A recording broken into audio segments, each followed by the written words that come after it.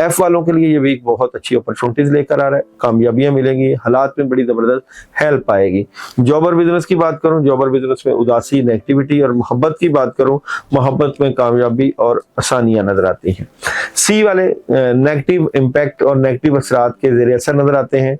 Job और business में परेशानी हो सकती है, रुकावटें हो सकती हैं, और जनाब मोहब्बत की बात करूं तो मोहब्बत में जज्बाती। एच वालों के लिए बहुत अच्छी हेल्प है, कामयाबी है, हालात में बेहतरी है, अपॉर्चुनिटीज है, वाइट कलर का इस्तेमाल करें। और एच वालों के लिए जॉब और बिजनेस लड़ाई झगड़ा मामला को खराब कर सकता है, मोहब्बत में अपॉर्चुनिटीज और कामयाबी और फायदे, और जिनके रिश्ते नहीं हो रहे रिश्ते आ सकते हैं।